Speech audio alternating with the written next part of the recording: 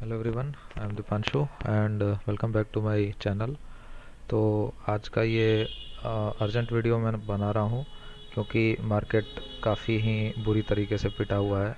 Russia ने war declare कर दिया है और यहाँ पे हम देख सकते हैं करीबन 3.5% हम डाउन चल रहे हैं अभी। और बाकी अगर इंडेक्स की बात करें तो 3.6% लगभग डाउन है। एंड सारे के सारे सेक्टर्स बहुत बुरी तरीके से पिटे हुए हैं। तो अपना स्टॉक्स पोर्टफोलियो सब के सब लगभग स्मॉल कैप देख सकते हैं 5% के आसपास डाउन चल रहा है। और बहुत बुरी हालत है अभी सारे इंडेक्स में। ये देख सकते हैं किस तरीके से gap down gap down gap down यही चल रहा है। और पोर्टफोलियो अपना जो भी है बहुत बर्बाद हो चुका है अभी। लेकिन हम कुछ नहीं कर सकते हैं अभी इसमें, हमें बस टिके रहना है। ये देख सकते हैं कितनी लगातार फॉल आते चले जा रही है, इसमें कोई रुकावट नहीं है, कुछ भी नहीं है। तो तो अभी हमारा जो एक ऑब्वियस क्वेश्चन ये होना चाहिए कि अभी हमें इस सिचुएशन में क्या करना चाहिए, पैनिक सिचुएशन में जब निफ्टी इस तरीके से गिर चुका है और सारे स्टॉक्स हमारे इतने पिटे हुए हो चुके हैं, तो हमें करना क्या चाहिए। तो देखिए, मैं बताना चाहूँगा कि इस तरीके के जो फॉल्स होते हैं इसमें हम करने को कुछ भी नहीं कर सकते हैं, ठीक है। हमें जो है मार्केट का ये जो वोलाटाइल नेचर है इसको समझना चाहिए। और मार्केट में आने से पहले जो भी रिस्क एसोसिएटेड होते हैं उसके बारे में हमें पता होना चाहिए, ठीक है। अगर हमें उसके बारे में जानकारी नहीं है तो हमें इन्वेस्टमेंट या ट्रेडिंग या कुछ भी हमें करना नहीं चाहिए, ठीक है। तो सबसे पहली बात तो यह है कि इस तरीके के गैप डाउन्स और इस तरीके के फॉल्स, पोर्टफोलियो में नेगेटिविटी, है ना, ये हमें पार्ट एंड पार्सल लेके आना पड़ता है, ठीक है। बैक ऑफ द माइंड में ये रहना चाहिए कि it's a risky asset and definitely इधर जितने रिवॉर्ड्स हमें दिखते हैं, अच्छे अच्छे रिवॉर्ड्स जो हमें दिखते हैं, उतने ही हमें यहाँ पे रिस्क भी देखने को मिलता है। तो हमें उसके साथ चलना पड़ेगा। उसको हम बाहर निकाल के अगर जो नेगेटिव पार्ट है उसको अगर हम बाहर निकाल दें और सिर्फ पॉजिटिव पार्ट पे अगर हम खेलें तो दैट इज़ नॉट पॉसिबल, ठीक है। तो अगर आप इस इंटेंशन से हैं तो फिर stock market is very risky asset and you should not be into this, ठीक है। तो अभी जैसा कि देख सकते हैं ऑलमोस्ट सारे पोर्टफोलियो वाले स्टॉक्स जो हैं बहुत डीप रेड में है। अंबुजा सीमेंट वगैरह जो हैं 7% डाउन है और काफ़ी नेगेटिविटी है, बहुत ज़्यादा नेगेटिविटी है। तो अभी हम करने को कुछ भी नहीं कर सकते हैं, बस हमें क्या करना होगा, पेशेंस रखना होगा और अपने जो एनालिसिस है उस पर भरोसा रखना होगा। तो उसके अलावा हम अभी तो कुछ नहीं कर सकते हैं। बस देख सकते हैं, हम बाउंस का देख सकते हैं और हो सके एडिशन का देखेंगे। बट अभी नेक्स्ट एडिशन लेवल्स भी जैसे मैंने विप्रो में 530 का लेवल्स बना रखा था, तो विप्रो अभी होल्ड कर रहा है एंड आई थिंक 530 आने वाला नहीं है। बट इसी तरीके से आपके अगर कुछ स्टॉक्स में इंटरेस्ट है काफ़ी लो प्राइस पे, अगर आप लेना चाहते हैं तो इससे अच्छा अपॉर्चुनिटी मिलेगा नहीं। क्योंकि जब निफ्टी कोविड क्रैश में इस तरीके से गिरा था कि 12,000 से 7,000 आ गया था, तब भी हमारे पास कन्विक्शन नहीं था कि हम 7,000 पे बाई कर लें। तो अभी कुछ उसी तरीके का सिचुएशन हमें दिखाई दे रहा है कि अगर इतना चीप हमें मिल रहा है चीज़ें तो यहाँ पे एडिशन देख सकते हैं हम, ठीक है। तो अगर आपके कुछ अच्छे स्टॉक्स हैं जिसको आप बाई करना चाहते हैं तो अभी now is the best time. आपको शायद मौके मिलेंगे और भी मिलेंगे, नीचे और आ सकता है, बट हम कह नहीं सकते हैं कि और कितना नीचे आएगा या कितना ऊपर जाएगा, ठीक है। और दूसरी बात ये कि जैसे अभी पैनिक तो काफ़ी पैनिक हो रखा होगा, लेकिन इसमें भी जो सबसे ज़्यादा पैनिक उन लोगों को हो रहा होगा जिन्होंने मिडिल पीरियड में एंटर किया है। मिडिल पीरियड का मतलब करीबन ये जो स्टेज है मैं यहाँ पे दिखाता हूँ, सितंबर के आसपास, ठीक है। सितंबर के आसपास से अपन देख सकते हैं यहाँ पे निफ्टी कहीं नहीं गया, ऊपर गया नीचे आया, ऊपर गया नीचे आया और अभी लगभग लगभग उसी लेवल पे ट्रेड कर रहा है। तो बेसिकली अगर आप सितंबर के थोड़ा सा पहले आए होते हैं यहाँ पे, तो यहाँ से देख सकते हैं ये लेवल था 16,600 और अभी चल रहा है 16,540। तो बेसिकली हम देख सकते हैं कि पूरे इस पीरियड में कहीं मूवमेंट नहीं आया है, कुछ भी नहीं आया है। लगभग 1 2 3 4 5 6 मंथ्स हो चुके हैं और नेट जो डिस्प्लेसमेंट है या जो नेट मूवमेंट है निफ्टी का ऑलमोस्ट ज़ीरो है।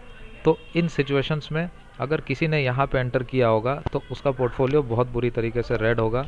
और इन लोगों के पास ये दिक्कत होती है कि इन्होंने कभी प्रॉफिट्स देखे नहीं हैं। जैसे देखा होगा इस रैली में थोड़ा प्रॉफिट देखा होगा, बट नेट टू नेट अभी डाउन में है, ठीक है। तो अभी उनका पोर्टफोलियो लगभग, अगर निफ्टी फ्लैट है तो पोर्टफोलियो जो है उनका लगभग 6 से 7%, 10% डाउन हो सकता है डिपेंडिंग अपॉन स्टॉक्स। लेकिन यहाँ पे उन लोगों को कम तकलीफ होगी जिन्होंने लंबे समय यहाँ पे बिताया है, टाइम स्पेंड किया है। तो अगर हम बात करें जो यहाँ पे एंटर किए हुए हैं, यानी 2021 के स्टार्टिंग में या फिर इवन इस पीरियड में भी एंटर किए हैं, अप्रैल में जून के पीरियड में भी जिन्होंने एंटर किया होगा, वहाँ से देख सकते हैं अभी भी लेवल अच्छा खासा ऊपर है, 14% के आसपास। तो अल्टीमेटली जो कंक्लूजन है यहाँ पे ये है कि अगर आप लॉन्ग जर्नी में यहाँ पे रहते हैं, लॉन्ग टर्म लॉन्ग पीरियड में यहाँ पे अगर रहते हैं, तब आपको इस तरीके के फॉल्स या इस तरीके के डिप्स अपॉर्चुनिटीज़ दिखाई देंगे। और अगर आप बीच में एंटर किए हैं, शॉर्ट टर्म में अगर आप ऑब्जर्व कर रहे हैं, नोटिस कर रहे हैं, तो डेफिनेटली ये पेनफुल होगा एंड इसको झेलना पड़ेगा। जैसा कि मैंने कहा, that is the nature of markets. तो अभी हम यहाँ पे यही कह सकते हैं कि अगर अभी भी आप एक्यूमुलेट कर रहे हैं तो धीरे धीरे एक्यूमुलेट करते रहें, हो सके डिप्स आए। और अभी जो बहुत ज़्यादा पैनिक सिचुएशन में अगर हमें कोई सपोर्ट दिखाई देता है तो दैट इज़ दिस लेवल। यहाँ पे काफ़ी देर का कंसोलिडेशन रहा है, ये रेंज में देख सकते हैं। तो इतना ज़्यादा कंसोलिडेशन के बाद ये बहुत ही स्ट्रॉन्ग सपोर्ट होने का एक्सपेक्टेशन है। तो 15,800 और रैदर 16,000 जो कि एक साइकोलॉजिकल नंबर भी है, तो 16,000 से 15,800 यानी 16,000 आने के बाद अगर आप अच्छे लेवल से इन्वेस्ट करना चाहते हैं तो यहाँ से स्टार्ट कर सकते हैं। और 15,800 15,600 जो कि इस कंसोलिडेशन रेंज का लो पॉइंट है, यहाँ तक आप अपना एक्यूमुलेशन कर सकते हैं।